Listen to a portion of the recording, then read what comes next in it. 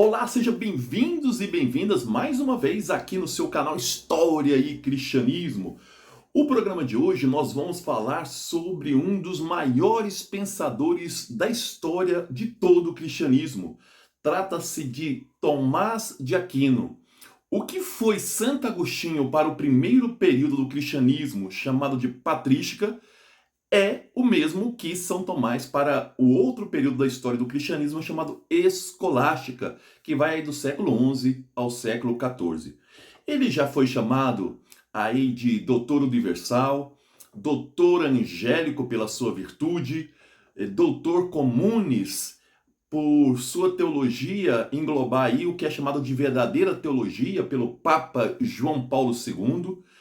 Ele foi canonizado em 1323 pelo Papa Pio XII como santo da Igreja.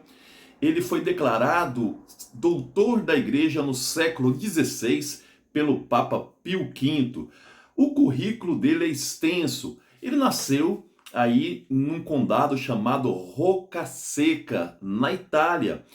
Ele também é chamado de Aquino porque a família dele tinha aí um grande castelo no condado de Aquino.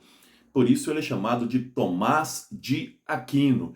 Ele estudou em Paris, ele estudou na Colônia, na Alemanha, passou por Roma, passou por Nápoles. Só para a gente entender um pouco a importância desse pensador cristão. Mas a maior importância desse pensador foi justamente os seus escritos, principalmente o compêndio chamado Suma Teológica.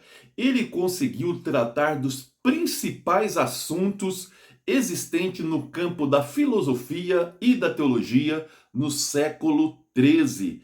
Ele, inclusive, vai ser um dos autores que vai tentar demonstrar a existência de Deus através daquilo que foi chamado de as 5 vias de Tomás de Aquino. O objetivo desse vídeo de hoje é justamente tratar da primeira via para demonstrar a existência de Deus, que é a via do primeiro motor ou a via do movimento. Aqui um dado importante. Quando Tomás de Aquino foi estudar na Colônia, na Alemanha, ele foi discípulo de um grande intelectual da época, também dominicano, como Tomás de Aquino, chamado Alberto Magno. E com Alberto Magno, Tomás de Aquino foi introduzido na teologia de Aristóteles.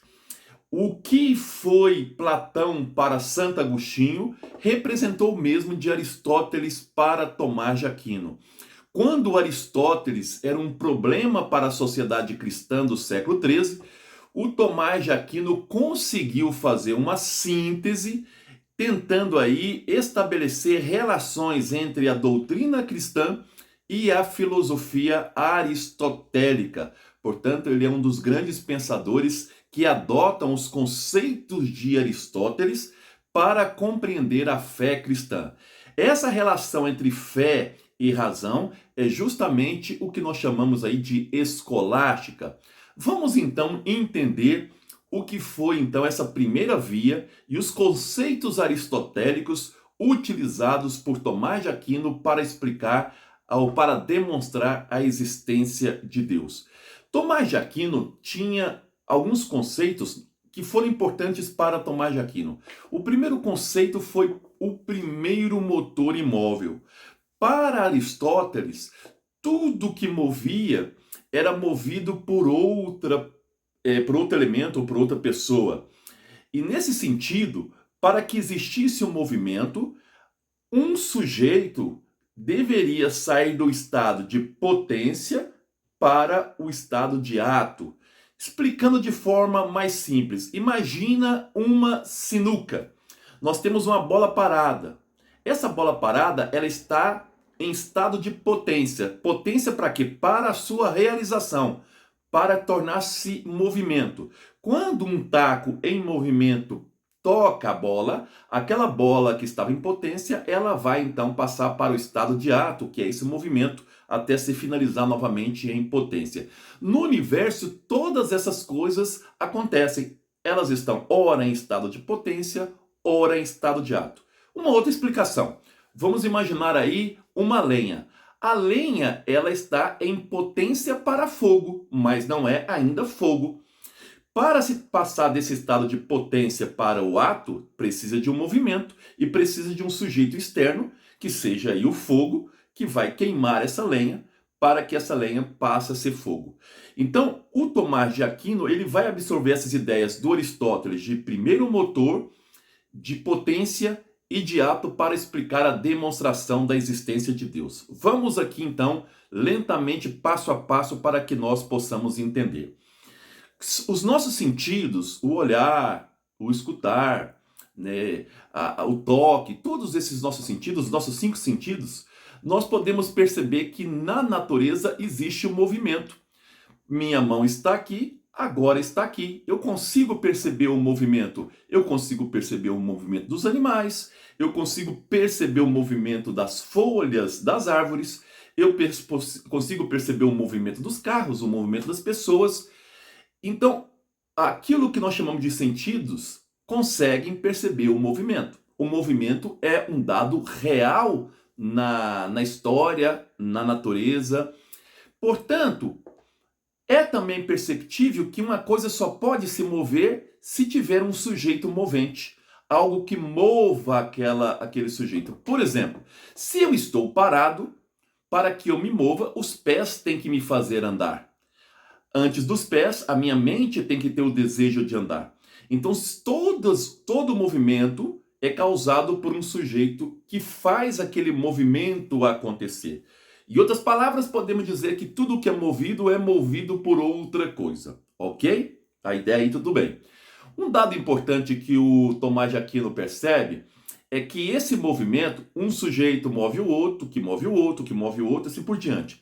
Agora, retrocedendo, nós vamos ter que chegar num limiar desse movimento. Por exemplo, quem é que causou o primeiro movimento?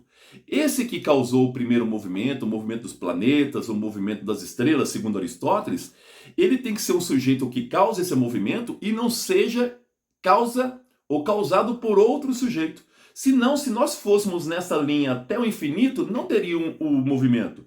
Para que o movimento exista, é necessário que tenha um primeiro motor que cause o primeiro movimento, mas que não seja causado por outro movimento. Em outras palavras, o primeiro motor é a causa do primeiro movimento, mas ele é imóvel.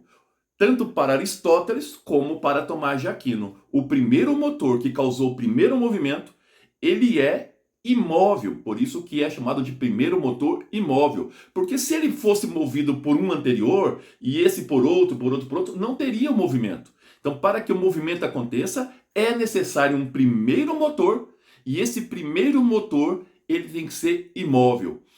Para o Aristóteles, não era Deus esse primeiro motor, ele chama primeiro de primeiro motor. Já Tomás de Aquino, que é um filósofo cristão, vai chamar esse primeiro motor de Deus. Portanto, conclusão, a primeira prova da demonstração da existência de Deus para Tomás de Aquino está no movimento. E esse movimento sendo retrocedido até o início tem que ter um primeiro motor imóvel que não foi movido por ninguém. Para Tomás de Aquino, esse primeiro motor imóvel é Deus. Nós vamos continuar com essas 5 provas. Essa foi a primeira prova da existência de Deus por Tomás de Aquino, do movimento, do primeiro motor imóvel, que ele busca em Aristóteles. Vamos falar depois das outras 4. Gostou? Curta, compartilhe, tenha dúvida, coloque que eu vou respondendo para vocês. Compartilhe para mais pessoas para que eles tenham acesso a essas informações de Tomás de Aquino aqui no nosso canal História e Cristianismo.